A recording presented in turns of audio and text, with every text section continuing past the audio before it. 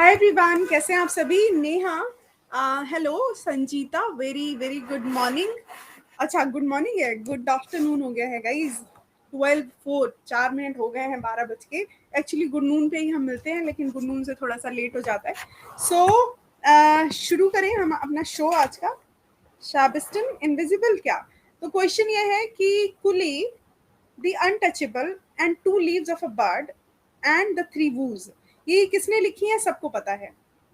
तो आपको रिवाइज करा देती हूँ मैं। ये लिखी हैं मुल्क राज आनंद ने, महात्मा गांधी ने नहीं लिखी है, लेकिन जो महात्मा गांधी ने लिखी है वो भी आपको याद करनी पड़ेगी सारी। राइट, तो यहाँ पर राइट ऑप्शन हो गया हमारा 2। चलो नेक्स्ट क्वेश्चन बताओ। एक्चुअली कल जो हमने पढ़ाया था ना आपको, वो समरी थी। आज आपको थोड़ा दिमाग लगाना पड़ सकता है। क्वेश्चन है, the part of little place of Mahatma Gandhi क्या करता है, मतलब इस पार्ट की क्या महत्ता है। क्वेश्चन है आपका, lays emphasis on the importance of following a routine to ensure discipline in life. क्या मतलब जो little place of Mahatma Gandhi है, मुल्कराज आनंद द्वारा जो लिखा गया है, उसमें पहला ऑप्शन सही है, दूसरा सही है, या दोनों सही है, या कोई सही नहीं है। ऐसे ऑप्शंस तो आपने करे होंगे, इनकी प्रोबेबिलिटी तो आपको पता होगी। हाँ, मेधावी दीपशिका, नेहा सब बहुत चालाक हैं। दीपशिका ने सेकंड बताया है, लेकिन फिर दीपशिका को लगा कि नहीं, सेकंड नहीं, थर्ड ऑप्शन ज्यादा सही है, हम थर्ड पे चलते हैं। राकेश, श्वेता, साबिस्टन, आज काफी बच्चे हैं क्लास में, क्या बात है। हाँ, तो जो little place of Mahatma Gandhi है, वो बेसिकली जोर डालता है importance of following routine to ensure discipline in life. कहते हैं कि लाइफ में डिसिप्लिन बहुत जरूरी है ना। तो ये सही है। दूसरा, वो एक simple, honest and non violent और पीसफुल लाइफ जीते हैं। तो ऑप्शन हमारे दोनों सही हैं, तो राइट आंसर हमारा हो जाता है बोथ। ठीक है, तो थर्ड ऑप्शन हमारा क्या है, आ गया पेन। थर्ड ऑप्शन जो है हमारा बोथ वाला, ये करेक्ट होगा। ठीक है, ये इंपॉर्टेंट टॉपिक है। इसके अब मुल्कराज आनंद की सारी बुक्स के बारे में, उनका टाइम पीरियड और उन जो इंपॉर्टेंट पॉइंट हैं इसमें, वो याद करना है। नेक्स्ट क्वेश्चन, केसी आजाद जब एंटर करते हैं, ध्यान से देखना, आपने चैप्टर ध्यान से पढ़ा होगा, ध्यान से देखना। लिखा हुआ है केसी आजाद यानी कृष्ण चंद्र आजाद। इनका पूरा नाम भी याद करो, कृष्ण चंद्र आजाद जब एंटर करते हैं, what kind of activity he notices. यहाँ पर आपको कृष्ण चंद्र जो है ना, इनके नाम के बारे में भी इस पूरे के पूरे टॉपिक में डिफाइन किया गया है कि इनका नाम आखिर क्यों इंपॉर्टेंट है, why his name is important, what kind of activity he notices. तो पहला क्या है, एक्टिविटी जो नोटिस होती है उसमें कौन कौन सी एक्टिविटी है। तुम लोगों ने बिना पढ़े 4 बता दिया।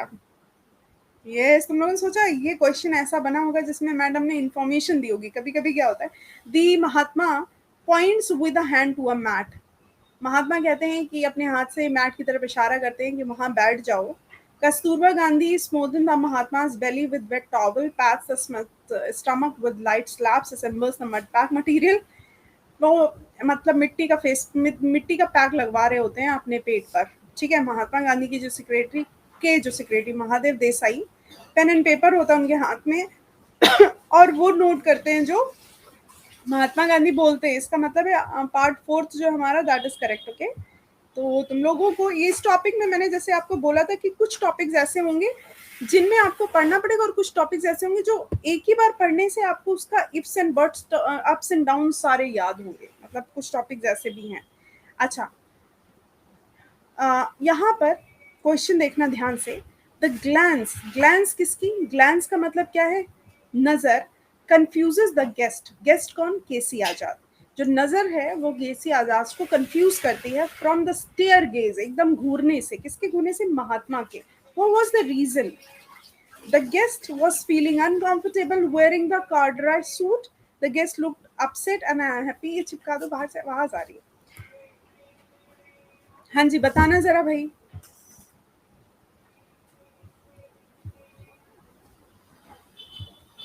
नेहा कह रही है 3, साबिस्टन कह रहे हैं 3, दीपशिखा ओके। अरे, तुम लोग को पता नहीं है, महात्मा गांधी के सामने कोई भी अनहैप्पी नहीं होता और अपसेट नहीं होता है। अच्छा, आपको मैं कल जैसे आपको मैंने समरी बताई थी, तो उसमें मैंने एक चीज बताई थी कि केसी आजाद ने एंटर किया और वो वहां पे क्यों आए थे। जानते क्यों आए थे वो वहां पे? केसी आजाद ने स्टार्टिंग में, अब पूरी पूरी दुनिया को उस टाइम पता चल गया था कि महात्मा गांधी का मतलब इंटेलेक्चुअलिटी कितनी हाई है। तो केसी आज़ाद को भी पता चला, तो वो लंदन में थे, लंदन से आए मिलने और अपनी नॉवल दिखाने, और नॉवल का नाम था दी अनटचेबल। मेरी सारी बातों को ध्यान रखना, नॉवल का नाम था दी अनटचेबल। यहाँ पे वो गेस्ट जो है वो अनहैप्पी नहीं, अपसेट और अनहैप्पी नहीं हुए, तो सेकंड ऑप्शन जो है वो गलत है। पहला ऑप्शन तो ठीक है कि वो जो महात्मा गांधी घूर रहे थे, रीजन घूरने का पता है क्या था?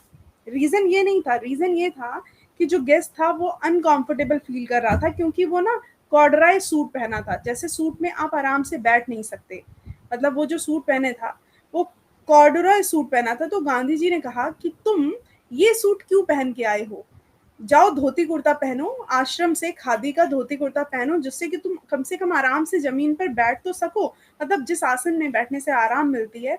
जो अंग्रेज होते हैं वो तक तो पहनते नहीं है जब इंडिया आते, क्योंकि वैसे तो यहाँ इंडिया का मौसम ऐसा है कि गर्मी होती है, तो गर्मी में ये कोट पैंट पहनने की जरूरत क्या है, तो इसीलिए वो घूर रहे थे। तो ये रीजन था कि the guest was feeling uncomfortable wearing the corduroy suit.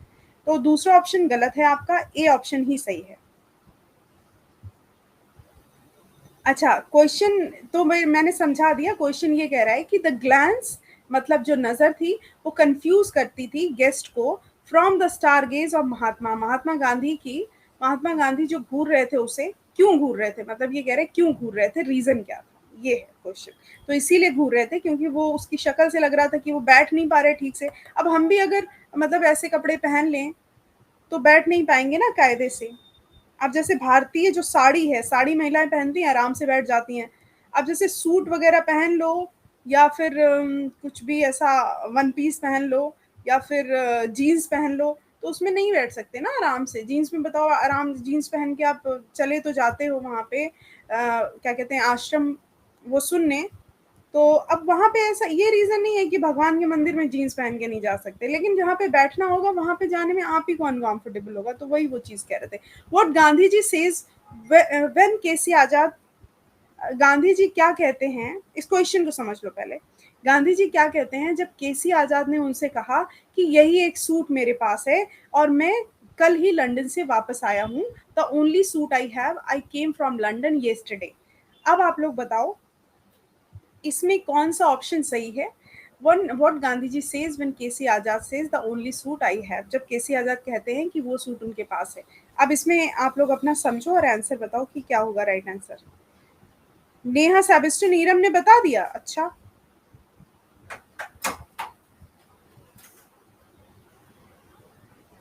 अच्छा देखो, इसमें केसी आजाद के पास वही सूट था, तो वो गांधी जी ने कहा जो अंग्रेज होते हैं वो एयरपोर्ट पे उतरते ही कपड़े चेंज कर लेते हैं, जब वो लैंड करते हैं बॉम्बे में तभी वो कपड़े चेंज कर लेते हैं।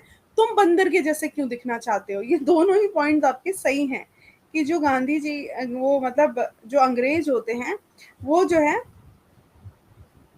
जैसे ही वो लैंड करते हैं मुंबई में वैसे ही वो कपड़े खरीदते हैं alpaca. Even the English change into alpaca और cotton clothes when they land in Bombay. Why do you want to look like a monkey? तो यहाँ पर बोथ वाला ऑप्शन सही है। जानते हो जब वो कहता है कि महात्मा गांधी से कि आप बंदर की जब वो महात्मा गांधी उससे कहते हैं तुम बंदर की तरह क्यों दिखना चाहते हो, तो जानते हो वो क्या कहता है? वो गांधी जी से कहता कि आप भी जब साउथ अफ्रीका में कोट पैंट पहन के कैप लगा के घूमते थे तो आप भी बंदर जैसे लगते थे। तो गांधी जी मुस्कुरा के कहते हैं तो अब तो नहीं लग रहा ना तुमको मैं बंदर। तो वो बहुत ही अच्छी मतलब एक तरीके से ये जो पूरा का पूरा पढ़ने वाला है, तो ये चिढ़ गया होगा थोड़ा सा क्योंकि गांधी जी ने इसको बंदर बोल दिया, तो बोले आप भी बंदर जैसे लगा करते थे। तो गांधी जी मुस्कुराए बोले कि ठीक है मैं बंदर जैसा लगता था, और कोई होता तो चिढ़ जाता, कहते अच्छा मेरी ही कुटिया में आए हो और मेरे से कह रहे हो कि तुम बंदर जैसे लगा करते थे, मैं कह सकता हूँ क्योंकि तुम मेरी शरण में आए हो, लेकिन ऐसा गांधी जी का नेचर नहीं था ना। तो वो हंस दिए, उन्होंने कहा अच्छी बात है, मैं बंदर लगता था, कोई बात नहीं। अच्छा, महादेव देसाई कौन थे? गांधी जी के बारे में जब आप बहुत सारी चीजें पढ़ते हो ना गाइज, तो आपको कहीं ना कहीं लगता है कि इंटेलेक्चुअलिटी लेवल के साथ साथ ना वो एक तरीके से मतलब बुरा मत मानना, एक तरीके से वो लोगों पे अपना वो बहुत जमाते थे, मतलब जैसे कहते हैं ना बॉस वाला, असर्टिव बहुत थे वो। मतलब गांधी जी की जो मतलब वो थी बिहेवियर था वो बड़ा असर्टिव था। असर्टिव समझते हैं ना, एकदम बॉसी काइंड ऑफ, मतलब पॉजिटिव वे में जब कोई बॉसी हो जाता है तो उसे असर्टिव कहते हैं कि मान लो जो हम चाह रहे हैं वैसे ही होना चाहिए, हमें ये पसंद है तो ये होना चाहिए, मतलब I am the person according to me everybody should be like this in order. So मतलब वो चीज़ थी उनके अंदर। तो ऐसे लोग ही कुछ कर भी पाते हैं, ऐसे लोगों को हम इंग्लिश में असर्टिव बोलते हैं। ठीक है, तो यहाँ पर गांधी जी की जो पर्सनालिटी है पूरी तरह असर्टिव है, क्योंकि वो उसमें जो भी चाहते थे वो अपने अकॉर्डिंग करते थे। महादेव देसाई उनके सेक्रेटरी थे, उनके फ्रेंड राइवल नहीं थे। जब केसी आजाद कहते हैं I want to show you my novel, तो गांधी जी का रिप्लाई क्या होता है कि किस बारे में है आपकी नॉवल। तो आपको इसमें से आंसर सर्च करना है। जो देखो, जो चीजें आपने समरी में नहीं पढ़ी वो चीजें आप क्वेश्चंस में पढ़ ले रहे हो। ठीक है, just give me a while, मैं जरा डोर, एक मिनट जरा, just give me a while, आप लोग इसका आंसर करो।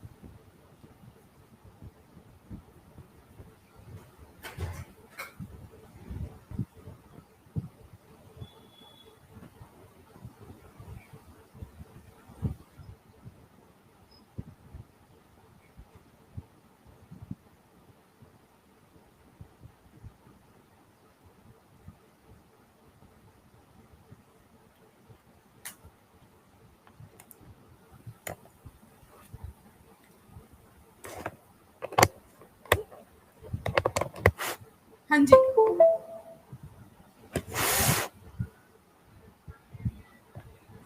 देखो अब इसमें जो लिखा हुआ है, इसमें लिखा है when KC Azad says I want to show you my novel, तो गांधी जी कहते हैं कौन सी है नॉवल, किस बारे में है ये नॉवल, तो व्हाट इज इट अबाउट। तो ये कहते हैं सम बॉय एंड गर्ल अफेयर, क्या ये किसी लड़के या लड़की के अफेयर के बारे में है। तो इसमें जो स्टेटमेंट होता है वो फर्स्ट सही है। राकेश, श्वेता, संजीता, दीपशिका ने बताया है, बट फर्स्ट वाला जो है ना वो करेक्ट है। जो फर्स्ट स्टेटमेंट है ये वाला, जब जब जब गांधी जी को केसी आजाद कहते हैं देख लो, तो फिर केसी आजाद रिप्लाई करते हैं कि नहीं, ये बॉय एंड गर्ल के बारे में नहीं है, ये आपके तरीके के प्यार के बारे में है, योर काइंड ऑफ लव के बारे में है। किसके बारे में? Your kind of love. अब गांधी जी का योर काइंड ऑफ लव क्या होता है, तो ये बताते हैं केसी आजाद कि योर काइंड ऑफ लव का मतलब होता है हरिजनों से प्रेम। ठीक है, इनका महात्मा गांधी के लव का काइंड है कि हरिजनों से प्रेम है ना। ये जो है ये हरिजन के बारे में है, ये जो नॉवेल है वो हरिजन के बारे में। हालांकि केसी आजाद हरिजन नहीं बोलते हैं, आगे देखते हैं अदर क्वेश्चंस में। तो यहाँ पर फर्स्ट ऑप्शन सही है। ये रेबेलियन के बारे में, मार्टियर्स और कंट्री के स्ट्रगल के बारे में बिल्कुल भी नहीं उन्होंने बोला था। उन्होंने पहला क्वेश्चन गर्ल के अफेयर के ही बारे में बोला था। अच्छा, व्हेन डज गांधी जी से, गांधी जी कब ये कहते हैं when we don't use sweeper word we call it Harijan. Gandhi ji ये कब कहते हैं कि हम स्वीपर वर्ड यूज नहीं करते, हम इन्हें हरिजन कहते हैं। कब ऐसा बोलते हैं ये आप लोग सोच के बताओ। अभी मैंने थोड़ा थोड़ा आपको बता दिया है। तो गांधी जी ने कहा था कि we do not use sweeper word, मतलब हम अछूत अछूत शब्द का प्रयोग नहीं करते। यहाँ पर स्वीपर का मतलब अछूत से लगाया है, तो अब इंग्लिश में स्वीपर ही बोलेंगे, इसीलिए हम इसे कहते हैं हरिजन। कब कहते हैं, ये बात कब की है। हाँ गाइज, वेरी नाइस। देखो सबने सही बताया यहाँ पे कि अजान लिखा गलती से, आजाद नाम है उनका। तो when Azad shows is noble the untouchable, untouchable noble है बग्गा के ऊपर। बग्गा जो कि एक हरिजन है, जो स्वीपर है। तो उन्होंने, आजाद इस बात से पहली बार इंटरेक्ट हुए कि उन्होंने अपनी नॉवल दिखाई, तो उन्होंने बोला कि हम उन्हें हरिजन कहते हैं। ठीक है, तो व्हाट काइंड ऑफ लव के बारे में बात हुई, तो उन्होंने कहा स्वीपर के बारे में। तो जब उसने स्वीपर बोला, उन्होंने कहा नहीं नहीं हरिजन बोलो, तो उन्होंने हरिजन बोला है। तो बेसिकली आजाद वहां इसीलिए गए थे क्योंकि उन्होंने अनटचेबल लिखी थी और वो महात्मा गांधी जी से विचार विमर्श करना चाहते थे कि जो उन्होंने नॉवेल लिखी है वो अप टू द मार्क है या नहीं। और गांधी जी पहले ही पेज को देख करके जानते हो क्या कहते हैं, तुमने इतने भारी भरकम शब्दों को क्यों यूज किया।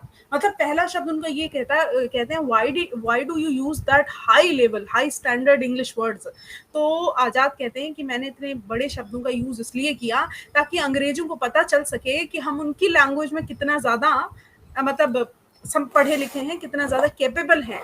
राइट, तो ये भी चीजें, ये जो कॉन्वर्जेशन जो मैं आपको बता रही हूँ वो आपको याद रखना है, क्योंकि सारी चीजें एक अप्रोच बनाती हैं बेसिकली। चलो यहाँ पर we will teach you our Gujarati style cooking. Gandhi ji के यहाँ पे जब सीके आजाद गए, क्या नाम, CS क्या नाम था उनका, चंदर क्या नाम था, भूल गई। एक चंदर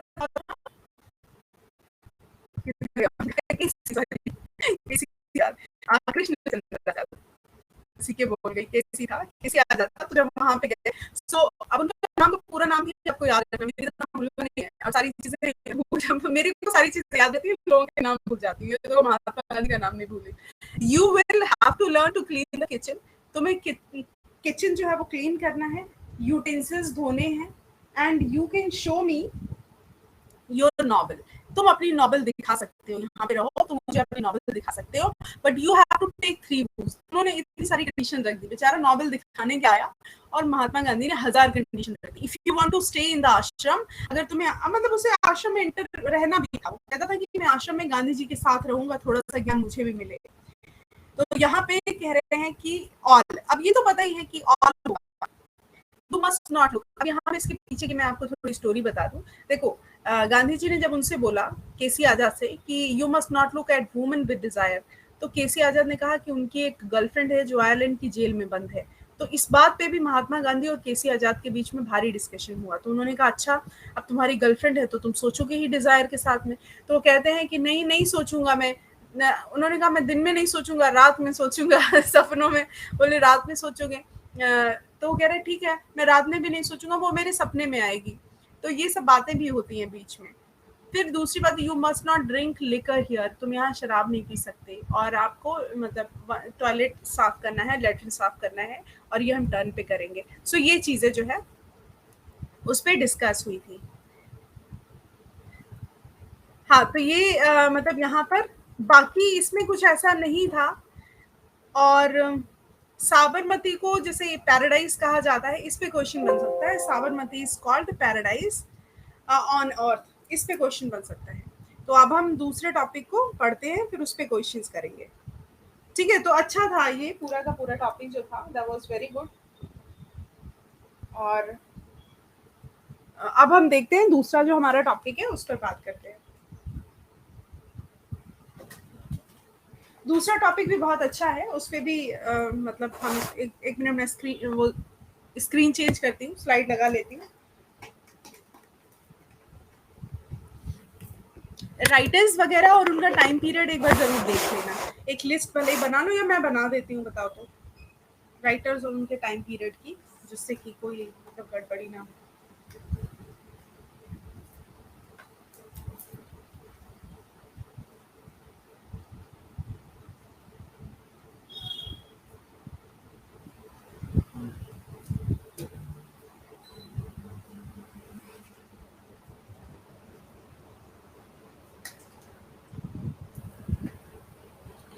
मेधावी क्या कह रहे हैं? रीड थिंक एंड एंजॉय से क्वेश्चंस आएंगे। हाँ हाँ,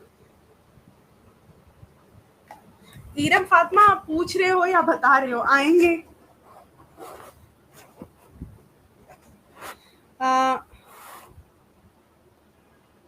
हिस्ट्री बोल रहे हो मेधावी या स्टोरी बोल रहे हो? हिस्ट्री ऑफ इंग्लिश लिटरेचर बोल रहे हो?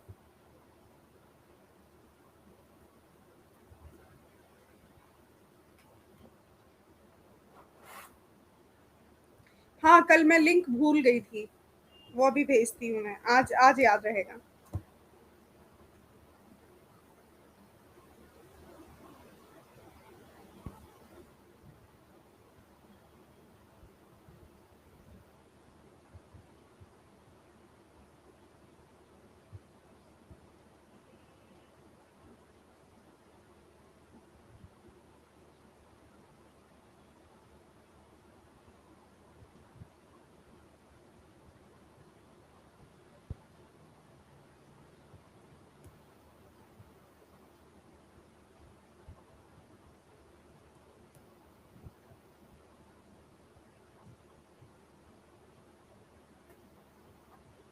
एक मिनट में इसका पीडीएफ आपको भेज देती हूँ अभी।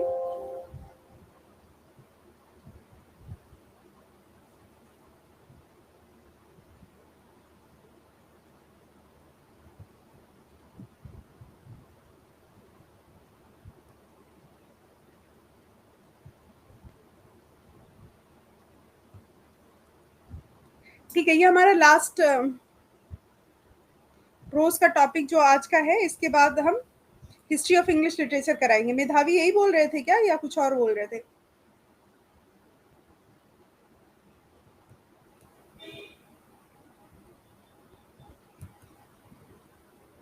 Exceptional role of newspapers in development, विकास में क्या भूमिका है न्यूज़पेपर की?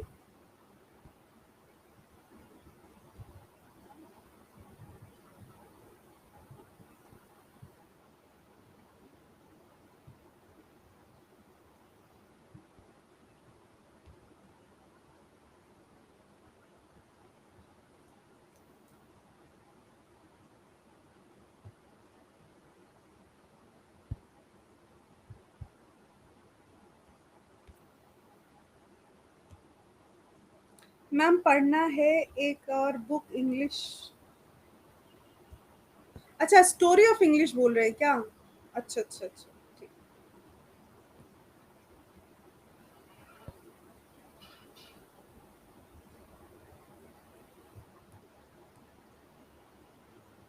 ओके, चलो अब हम शुरू करते हैं इसके बारे में।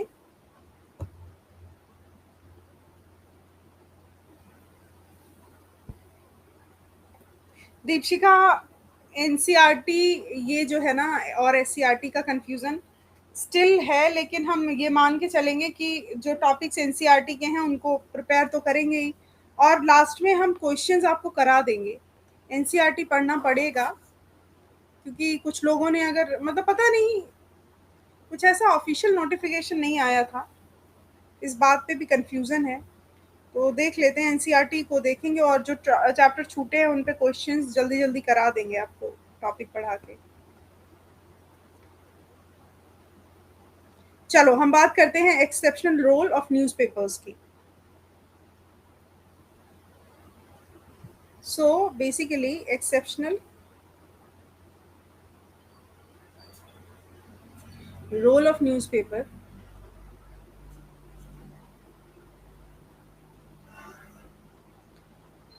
ये exceptional role of newspaper in development उसकी बात कर रहे हैं। हाँ दीपशिखा, अलग हैं चैप्टर्स, बहुत कम कॉमन चैप्टर हैं उसमें, पता है मुझे। लेकिन उस पे जो क्वेश्चंस है उनकी अवेलेबिलिटी बहुत है, ऑनलाइन भी है, और मतलब उस पे क्वेश्चंस लोगों ने करा भी रखे हैं, उसके क्वेश्चंस कराना बहुत मुश्किल नहीं होगा। हाँ, तो ये टॉपिक जो है ना, ये exceptional role of newspaper in development, मतलब विकास में जो न्यूज़पेपर का रोल है उसके बारे में बात कर रहा है ये टॉपिक। ठीक है, सो इसको थोड़ा सा देख लेते हैं।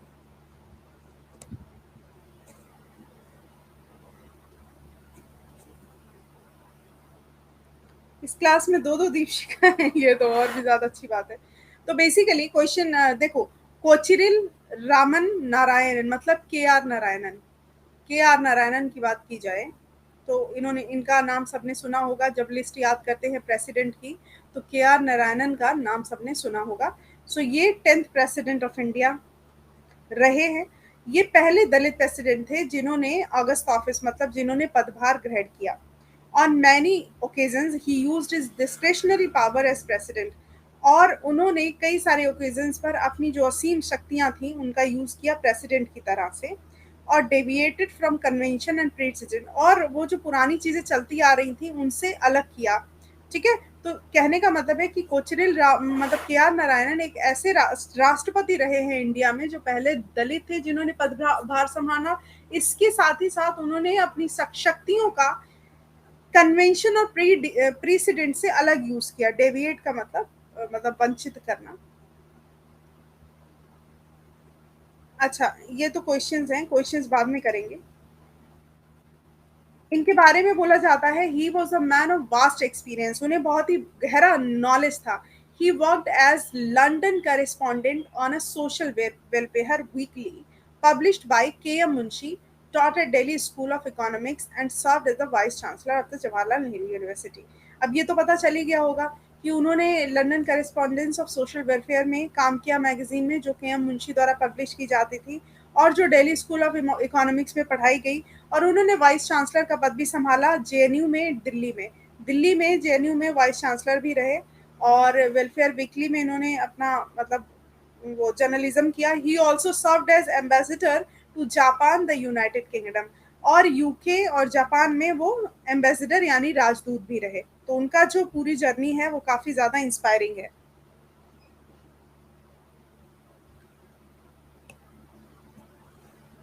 ठीक है, okay.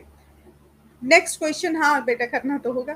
Thailand, Turkey, People's Republic of China and the United States of America, यहाँ पर भी वो एम्बेसडर के रूप में रहे। वहाँ पे 2 कंट्रीज का नाम था, तो कई जगह वो राजदूत के रूप में रहे। The speech exceptional role of newspapers in development, ये इनकी स्पीच पर है। Taken from president K R Narayan, selected the speech volume 1 was delivered at the inauguration of the Diamond Jubilee celebration of Indian Newspaper Society at 8 April 1999। इस वाले जो page में आपको बता रही हूँ मैं, इसमें काफ़ी सारे पॉइंट्स हैं जो कि आपको याद रखने पड़ेंगे। पहले तो I have to change the colour here.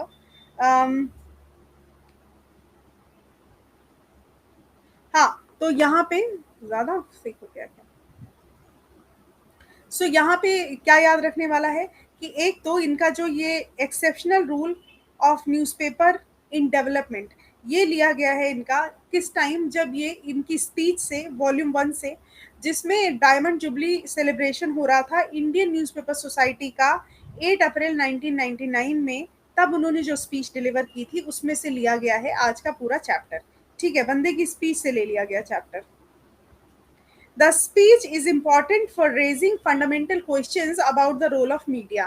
So ये जो speech थी ये किस बारे में थी, about मतलब what this speech was all about, ये important थी। जो fundamental questions हैं, जो basic question, जो मूल सवाल हैं, मूल सवाल जो है उन पर, जो मीडिया का क्या रोल है उस पर, जो फंडामेंटल क्वेश्चंस हैं उनके बारे में, उनके लिए आवाज़ उठाने के लिए ये जो स्पीच जो है उन्होंने दी थी। और ये स्पीच काफ़ी इंपॉर्टेंट थी, तो रेस करने के लिए उन क्वेश्चंस के लिए। ठीक है,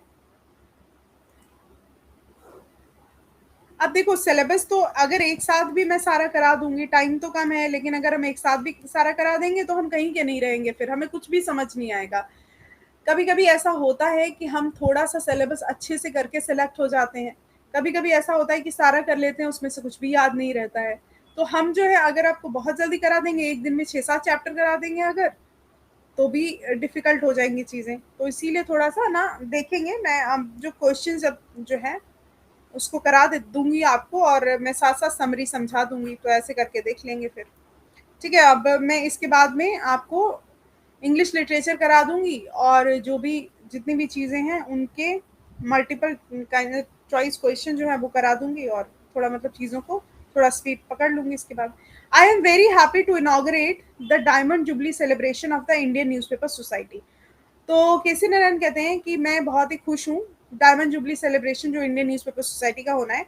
I thought the occasion is much too important for it to go without at least a few words from me, now that they are going to be any special significance. वो कह रहे हैं मैंने सोचा कि ये ओकेजन जो है ये बहुत ज़्यादा इंपॉर्टेंट होगा, अब मेरे बिना मेरे कुछ वर्ड बोले बिना ही ये ओकेजन बहुत ही ज़्यादा इंपॉर्टेंट होगा, फिर भी मैं कुछ कहना चाहता हूँ। अब ये जो कहते हैं वो ये कहते हैं कि the Indian newspaper society was born out the exigency of war. मतलब वो इंडियन न्यूज़पेपर सोसाइटी की बात करते हैं जो कि पैदा हुआ है किसके बीच, युद्ध के एग्जिस्टेंस के बीच, फाइटिंग फॉर न्यूज़ प्रिंट, मतलब न्यूज़ प्रिंट करने के बीच, लड़ाई के बीच जो है ये इंडियन न्यूज़पेपर सोसाइटी का जन्म हुआ है। ये कब आया है, जब वॉर चल रहे थे, जब न्यूज़ प्रिंट के लिए लड़ाई चल रही थी, तब इंडियन न्यूज़पेपर का उद्भव हुआ एक तरीके से। But it has become a champion of the freedom of the press of India. लेकिन ये अभी तक जो है freedom of the press, Bharat में एक चैंपियन बन चुका है। The Indian press has had a very glorious beginning and career. जो भारतीय प्रेस है, देखो जब प्रेस शुरू हुआ था तो किसी ने ये नहीं सोचा था कि न्यूज़पेपर्स एंड मैगजीन्स इस लेवल पे पहुंच जाएंगी कि लोगों की दिनचर्या का हिस्सा बन जाएंगी, क्योंकि ऐसा इंडिया में ही हुआ है। और जो और कंट्रीज हैं और जो कॉन्टिनेंट्स हैं उसमें न्यूज़पेपर का इतना ज़्यादा इंपॉर्टेंस नहीं देखा गया था। The Indian press has had a very glorious beginning and career. I recall that Raja Ram Mohan Roy, father of the Indian renaissance, Raja Ram Mohan Roy को भारतीय पुनर्जागरण का जनक माना जाता है, हैड वन सेड, ने एक बार ये कहा था, the press is the vehicle of intelligence. जो प्रेस है, और वाकई ये बात सच है, ये एक व्हीकल है, मतलब ट्रांसपोर्टेशन का तरीका है भावनाओं को, माइंड सेट्स को और इंटेलिजेंसी को, मतलब ये सबको इधर उधर ले जाने का तरीका है। ये बौद्धिकता को एक तरीके से ट्रांसपोर्ट करता है, ले जाता है, लाता ले जाता है, ठीक है। So the press is the vehicle of intelligence. Today it spreads intelligence. आज के समय में ये इंटेलिजेंस को, इंटेलेक्चुअलिटी को स्प्रेड करता है, बढ़ाता है अमंग द मासेस। मासेस का मतलब भारी संख्या में लोग जो होते हैं उनको बढ़ाता है। मासेस के अमंग क्या बढ़ाता है? इंटेलिजेंस बढ़ाता है। In the classified sense of intelligence, अगर हम इंटेलिजेंस सेंस के वर्गीकृत सेंस की बात करें, वर्गीकृत तरीकों पर नजर डालें, it has been often leaking out enough intelligence. तो ये कई तरीके से अपनी बौद्धिकता का प्रमाण देता है, ठीक है। आगे, द प्रिंट मीडिया। जो प्रिंट मीडिया है ये आजकल इलेक्ट्रॉनिक मीडिया से compete कर रही है। जो प्रिंट मीडिया है today is competing with the electronic media.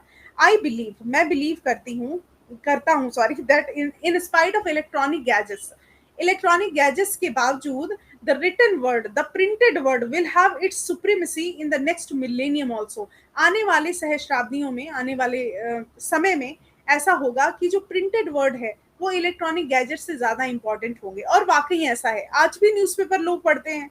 आज भी मतलब जो मैगजीन, द हिंदू न्यूज़पेपर जो ऑनलाइन भी अवेलेबल है, लेकिन इवन देन दे मतलब दे लव राइटिंग ऑन, मतलब एनोटेशंस, पीपल लव एनोटेशंस, इसीलिए व्हाइट पेपर मंगाते हैं और उस पर लिखना शुरू कर देते हैं।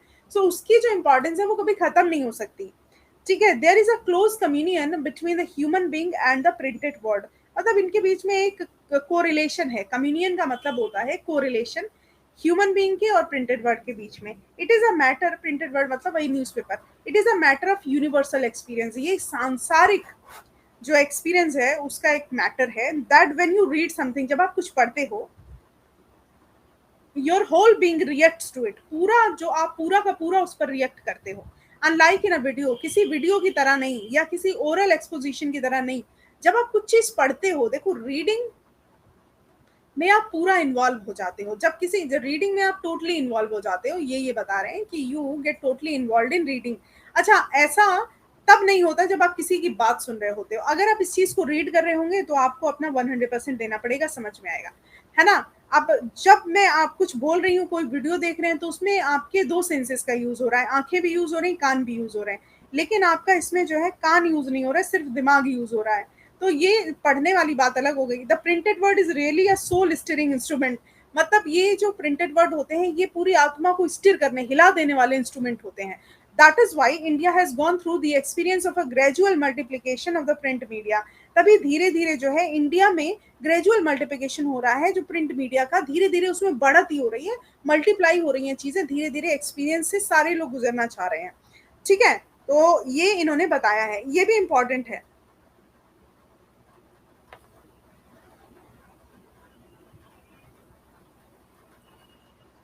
क्या कह रहे हो? 2 चैप्टर करा सकते हैं एक दिन में? हाँ, हाँ, बिल्कुल करा सकते हैं। हम लोगों को ज़्यादा फ़ोकस अपने सब्जेक्ट पे होनी चाहिए, because grammar, book and literature के पर डे 3 क्लास होते हैं, तो 3 क्लास होते तो अच्छा होता बेटा, 2 क्लास तो हो ही रहे हैं ना? 3 और इन लोगों के तो 3-4 क्लास हो रहे हैं जो टीजीटी, पीजीटी दोनों का फॉर्म भरे हैं, तो दिन में क्लासेस तो हो ही रहे हैं। ये बेटा क्लासेस कर के भी दिमाग पागल हो जाएगा। हाँ, देखो, इतना हो गया। हाँ, तो ये इंडियन मीडिया में, मतलब ये यहाँ पे ये बता रहे हैं कि आप जब कोई चीज पढ़ते हो ना तो ज्यादा दिमाग लगाते हो, और आप जब कोई चीज देखते हो तो हो सकता है आपका ध्यान भटक जाए, या जब ओरली कोई चीज सुनते हो तो हो सकता है, जैसे रेडियो सुनते हो तब भी आपका ध्यान भटक सकता है, वीडियो देखते हो तब भी आपका, लेकिन जब पढ़ते हो ना तो अगर आपका ध्यान भटका तो कोई पढ़ने का कोई मतलब नहीं रह जाता। तो ये बात ये बता रहे हैं कि प्रिंट मीडिया का अपना एक बहुत बड़ा रोल है। somebody had posed a question to answer, किसी ने पोस्टेड होना चाहिए, किसी ने क्वेश्चन आंसर को पोस्ट किया, what has been the greatest invention of the last 2 millennia. पिछली 2 सहस्राब्दियों में सबसे बड़ा इन्वेंशन क्या रहा है, सबसे बड़ा जो ग्रेटेस्ट इन्वेंशन है वो क्या रहा है। तो लोगों ने कहा, जो समझदार लोग थे, कंसिडरेट और थॉटफुल पीपल थे, उन्होंने कहा of the world have responded by the selecting the printing press at the greatest invention of the last। उन्होंने कहा जो सबसे बड़ा इन्वेंशन रहा है वो रहा है प्रिंटिंग प्रेस का एग्जिस्टेंस में आना, ठीक है। अमेरिका की अगर हम बात करें, I think an audit was taken of the large metropolitan newspaper. एक ऑडिट लिया गया लार्ज मेट्रोपॉलिटन न्यूज़पेपर में और ये नोटिस किया गया, it was notice that there is a tendency of a circulation of newspaper to go down. यहाँ पर एक प्रवृत्ति है, जो रोज न्यूज़पेपर आते हैं वो प्रवृत्ति अमेरिका में डाउन चली गई, लेकिन अगर वही प्रवृत्ति सर्कुलेशन वाली इंडिया में करी जाए तो वो अप चली गई। तो इंडिया की सिचुएशन ये है कि इंडिया में लोग न्यूज़पेपर को बहुत ज़्यादा पसंद कर रहे हैं, और अमेरिका में सिचुएशन ये है कि एक ऑडिट के थ्रू पता किया गया कि वहाँ पर लोगों को इतना पसंद नहीं है। इंडिया में our experience has been just contrary. Contrary का मतलब क्या होता है, कई बार बताया है मैंने, अगेंस्ट है, विपरीत है। There has been an explosion of newspapers and periodicals in our country. यहाँ पर तो एक बड़ी संख्या में एक्सप्लोजन न्यूज़पेपर्स का है, और ये जो है दिन ब दिन बढ़ता ही चला जा रहा है। इस तरीके से इंडिया में इसकी महत्ता जो है वो बहुत ज़्यादा है। The role of these newspapers have played in the freedom movement and the development of India has been exceptional. ये जो है ये न्यूज़पेपर्स का रोल जो प्ले हुआ है वो फ्रीडम मूवमेंट में बहुत हुआ है। लोगों के बीच में जब जब न्यूज़पेपर पहुंचा है तो अंग्रेज इतना ज़्यादा परेशान हो गए हैं कि कैसे प्रवाह हो रहा है, कैसे स्प्रेडिंग हो रही है इन्फॉर्मेशन की, कैसे इंटेलेक्चुअलिटी दूसरों के पास फैल रही है और उनकी इंटेलेक्चुअलिटी बढ़ रही है, और ये उनके ऊपर आफत बन रही है। मतलब नेशनलिज्म फैल रहा है बुरी तरीके से, और राष्ट्रवाद जिसकी कमी थी वो न्यूज़पेपर से जब फैल गया तो सब परेशान हो गए। और यही मतलब मुद्दा रहा कि भारत में एक बहुत बड़ा रोल प्ले हुआ है जब ये मतलब न्यूज़पेपर आया है।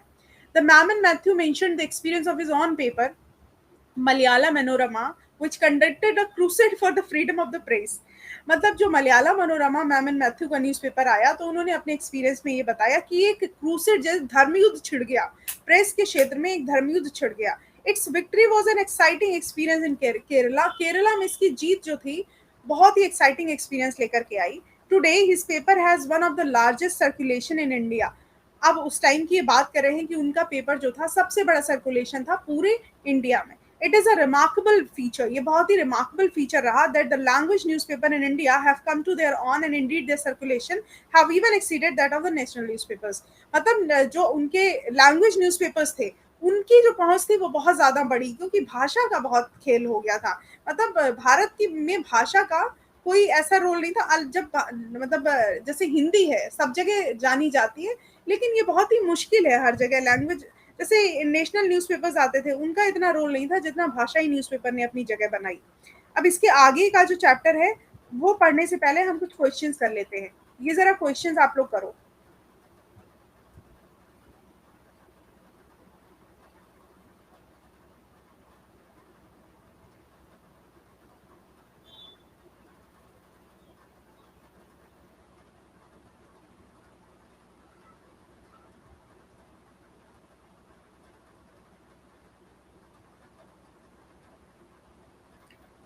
नहीं, लिटरेचर इसी में करवाऊंगी, आप लोग परेशान मत होइए, ये लास्ट टॉपिक है इरम, परेशान मत हो। हाँ, सबने सही आंसर दिया है, दीपशिखा, इरम, नेहा, साबिस्टन, मेधावी। सो क्वेश्चन ये है कि Kocheril Raman Narayanan the president of India was, देखो अब ये कौन से प्रेसिडेंट थे, ये थे 10th प्रेसिडेंट, ठीक है, और ये पहले दलित थे, फर्स्ट दलित थे जिन्होंने अगस्त ऑफिस होल्ड किया। तो ऑप्शन जो 1 है first president, sorry sorry third है, जो थर्ड है 10th प्रेसिडेंट और फर्स्ट दलित, ये वाला ऑप्शन सही है, ठीक है। द इंडियन न्यूज़पेपर सोसाइटी, ये क्वेश्चन है हमारा, इस ये क्या कहता है, was born out the existence of war fighting for newsprint, या has had a very glorious beginning and career, या फिर both या फिर none। इंडियन न्यूज़पेपर सोसाइटी के बारे में क्या सत्य है? श्वेता कह रही है 12 की बुक क्या होगी, कब होगी 12 की बुक? अब इंग्लिश लिटरेचर की हिस्ट्री हो जाए उसके बाद होगी। अभी इसमें प्रोज खत्म हुआ है, मैंने आपको बताया था, इसमें शायद मैंने आपको कल बताया था कि ये 12th चैप्टर है जो आज हम कर रहे हैं, ठीक है। ये प्रोज सेक्शन का 12th चैप्टर है इंग्लिश रेनबो बुक का। रीड थिंक एंड एंजॉय के बारे में मैं बता देती हूँ, और स्टोरी ऑफ इंग्लिश जो है वो अब वो बची है इसमें। How English began, English down the ages, global English, future of English, ये मैंने आपको बताया था। और इसके बाद आपका जो होगा प्रोज के जो टॉपिक्स बचे हुए हैं, और our own civilization with the photographer, good manners, ये सब होंगे, ठीक है। पोइट्री के जो टॉपिक्स हैं, डैफोडिल्स है, एको है, इफ है, द लेक आयल है, ये होंगे। और ग्रामर आप मीन वाइल कर ही रहे हो, इसके बाद अब जैसे हमने ऐसा नहीं है, हमने अपना पूरा पूरा प्रो सेक्शन कंप्लीट कर दिया है, उसके क्वेश्चंस भी कई बार आपसे डिस्कस कर दिए हैं, तो आपको सारी चीज़ें पता होंगी अब। तो जो आगे आप करोगे उसमें भी आपको जल्दी चीज़ें पता होंगी, इतना परेशान होने की ज़रूरत नहीं है, ठीक है? हाँ, हाँ, पोएट्री अभी बाकी तो रहेगा ही। द इंडियन न्यूज़पेपर सोसाइटी, ये भी सही है, was born out the existence of war और has had very glorious beginning, तो इसमें थर्ड ऑप्शन जो आपने बताया, थर्ड ऑप्शन सही है। हाँ, दीपशिखा, मनीष, हाँ, थर्ड ऑप्शन सही है। क्लास 12th का भी संजीता होगा। अब एक-एक क्लास खत्म कर लेंगे तब करेंगे, एक साथ क्यों आप इतना ज़्यादा परेशान मत हो, बस खत्म ही हो गया है, ज़्यादा टॉपिक्स थोड़ी ना बचे हैं। जब आप प्रोज़ खत्म कर लेते हैं तो आपका कॉन्फिडेंस बढ़ जाता है। अब आपको जो है बहुत ज़्यादा परेशान होने की ज़रूरत नहीं है। प्रोज़ में अच्छे-अच्छे टॉपिक्स आपने देख लिए, पढ़ लिए, अब आपको जो है सीधे हम आपको लेके चलेंगे अपना जो वो होगा, क्या कहते हैं, हिस्ट्री ऑफ इंग्लिश लिटरेचर, उसके बाद हम आपको लेकर के चलेंगे स्टोरी ऑफ इंग्लिश पर। रेनबो पार्ट वन जो स्टोरी ऑफ इंग्लिश है उसमें ज़्यादा टॉपिक्स हैं ना, उसमें सिर्फ 5 टॉपिक्स हैं, 3 दिन में हो जाएंगे, ठीक है? और उसके बाद हमारा पोइट्री पे आएंगे हम, और पोइट्री में भी बहुत ज़्यादा टॉपिक्स नहीं हैं आपके। पोइट्री में जो होंगे वो बहुत ही जैसे 8 टॉपिक्स हो गए इधर और 8-9 उधर हो गए, ज़्यादा नहीं है। अगर हम मतलब आने वाले कुछ दिनों में हम इसको जल्दी कर लेंगे, ऐसा नहीं है, परेशान मत हो आप लोग। हाँ जी। What has been the greatest invention of the last 2 millennial according to the thoughtful people of the world? मतलब थॉटफुल पीपल क्या कह रहे थे? कौन सा ऑप्शन बताया? The selecting of the printing press as the greatest invention of the last 2 millennial, तो option ये हमारा सही है, वो गलत था, ये सही है, ठीक है? ये तो है ही नहीं। फ़ोन्स की तो बात हो रही थी, बट फ़ोन से अच्छा आपका जो ग्रेटेस्ट इन्वेंशन रहा, फ़ोन्स की बात नहीं हो रही थी, बात हो रही थी उसकी इलेक्ट्रॉनिक मीडिया की, इलेक्ट्रॉनिक गैजेट्स की बात हो रही है, ठीक ठीक। तो ये दोनों ऑप्शंस गलत हैं, आपका फर्स्ट ऑप्शन सही है। What is true about this statement? इस स्टेटमेंट के बारे में क्या सत्य है? इन दोनों स्टेटमेंट्स को अगर हम देखें तो आपको देखना है अबाउट दीज स्टेटमेंट्स होना चाहिए, ठीक है? इन दोनों स्टेटमेंट्स में क्या सही है? पहला ऑप्शन कह रहा है कि in India an audit was taken of the charge metropolitan newspaper America, sorry, it was notice that there is a tendency of the circulation of newspaper to go down. दूसरा कह रहे हैं इंडिया में हमारा जो एक्सपीरियंस है ये अलग है, कॉन्ट्रैरी है, विपरीत है। There has been an explosion of newspapers and periodicals in our country. So कहने का मतलब क्या है कि हमारा बोथ ऑप्शन जो हैं, बोथ स्टेटमेंट्स हैं, वो इस टॉपिक के अकॉर्डिंग सही है। अभी हमने पढ़ा है लेकिन फिर भी हमें पता है कि ये चीज़ें जो अभी हमने करी वो सही हैं। तो अब इसमें जो क्वेश्चंस आपके बनेंगे वो यहाँ से बनेंगे, तो अभी हमने आपको बताया है। पहला जो हमारा यहाँ था, यहाँ से ही बन जाएंगे कि ये कब लिया गया, किससे, कब उन्होंने ऐसा बोला था, और कहाँ ये सेलिब्रेशन हो रहा था जिसमें उन्होंने ऐसा बोला। राजा राम मोहन रॉय को क्या कहा जाता है, और उन्होंने ये the press is a vehicle of intelligence, ये किसका स्टेटमेंट है, ये पूछा जाएगा। और मतलब जो क्वेश्चंस बन सकते हैं, ठीक है। उसके बाद ये पूछा जा सकता है कि what is the difference between reading something और लिसनिंग समथिंग और वॉचिंग समथिंग, ये पूछा जा सकता है। आपको पता है कि व्हाट इज द डिफरेंस, ये पूछा जाएगा। अमेरिका एंड इंडिया में अगर हम न्यूज़पेपर के डेवलपमेंट की बात करें या फिर हम न्यूज़पेपर के फेवरेटिज्म की बात करें, स्प्रेडिंग की बात करें, तो यहाँ की सिचुएशन, अमेरिका की सिचुएशन बुरी है इंडिया से, इंडिया में ज़्यादा इस चीज़ को मतलब वो माना जा रहा। फ्रीडम मूवमेंट में सबसे बड़ा रोल जो रहा वो इंडियन न्यूज़पेपर का रहा। मैमन मैथ्यू ने अपना एक मलयालम मनोरमा पेपर निकाला जिससे कि पूरे इंडिया को ये पता लगा कि भाषाई आधार पर अगर न्यूज़पेपर निकालेंगे तो इंडियन के हार्ट में या इंडियन के माइंड में ज़्यादा जगह बना पाएंगे, rather than sending national newspapers. So national newspapers की जगह पे अगर हम ऐसा कुछ करेंगे, लैंग्वेज जो होगी उसमें न्यूज़पेपर निकालेंगे, तो उसकी बात करेंगे। I would like to say that while competing with the electronic media, मैं ये कहना चाहूँगा, मतलब अभी उनकी स्पीच चल रही है कि newspapers tend sometimes to trivialise and commercialise event, कि कभी कभी न्यूज़पेपर क्या करते हैं, किसी इवेंट को ट्राइवलाइज मतलब तुच्छ कर देते हैं, किसी को कॉमर्शलाइज कर देते हैं, बड़ा कर देते हैं। I recall 2 recent events and to miss out on the actual news, मैं 2 रिसेंट इवेंट्स की बात करता हूँ और जो भूले गए इवेंट्स हैं उसकी एक्चुअल न्यूज़ की मैं बात करता हूँ। I went to Khajuraho to inaugurate the Khajuraho festival. मैं खजुराहो गया खजुराहो फेस्टिवल को इनॉग्रेट करने, which was a colorful and meaningful festival, जो बहुत ही कलरफुल और मीनिंगफुल फेस्टिवल था. At the same time a fashion show for cats took place in New York. उसी समय न्यूयॉर्क में एक ना फैशन शो चल रहा था. ये तो खैर आज भी होता है, इसकी तो मतलब ये बात तो इनकी तब भी सही थी, अब भी सही है. अब आपको ये वाली न्यूज देख करके ना, ये वाला मतलब ये वाला स्टेटमेंट पढ़ के आपको चैनल याद आ रहा होगा आज तक, जिसने काफी धूम मचा रखी है. ठीक है. Some of our newspapers highlighted a cat. बहुत हमारे न्यूज़पेपर ने एक बिल्ली को हाईलाइट कर दिया with a new crop cut hair, जिसने क्रॉप कट हेयर कराए थे और फैशन शो में पार्टिसिपेट किया था.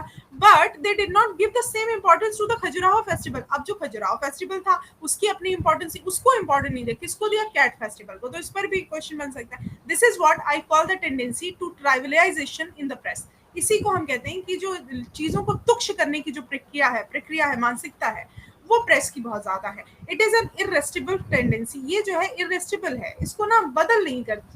इरेस्टिबल का मतलब होता है ना बदलने वाली, अनचेंजेबल. ठीक है, मतलब यहाँ पे लिख लो, अगर भूल गए तो ये अनचेंजेबल टेंडेंसी है. ये बहुत मूर्खता भरी चीज है, इसमें हम कुछ कर नहीं सकते. But it has to be resisted for what ma'am and Matthew described. लेकिन ये रोकी गई जो मैम एंड मैथ्यू ने डिस्क्राइब किया as a preservation of the identity of culture. उन्होंने कहा है कि कल्चर की पहचान होनी चाहिए. ठीक है. हाँ, अब देखो बढ़िया है, इसमें अगर आप चीजों को पढ़ेंगे तो समझ जाएंगे, है ना. आप देखो इंडियन न्यूज़पेपर्स की अगर हम बात करें तो speciality, they are not only are large in size and circulation, but they have also become the staple diet in the people. मतलब अगर हम भारतीय अखबार की बात करें तो ना सिर्फ ये साइज में बड़े हैं, लेकिन ये एक तरीके से खाना बन गए हैं भारतीयों का. One can not think of a day starting without a newspaper. लोग अब अपना दिन बिना न्यूज़पेपर के शुरू होते देख नहीं सकते. That thus it has become part and parcel of our life. अब ये हमारी पार्ट एंड पार्सल, मतलब अब ये जरूरी हिस्सा बन गए हैं, अब हमारा रूटीन बन गए हैं. ठीक है, अब ये हमारे रूटीन बन गए हैं. आई wish the Indian newspaper society and the newspapers of and the newspapers of which it is composed even greater success and glory in the future. मतलब ये कह रहे हैं कि इंडियन सोसाइटी और जो न्यूज़पेपर है ये कंपोज किया जाता है अच्छी सक्सेस के लिए और प्रतिष्ठा के लिए भविष्य में.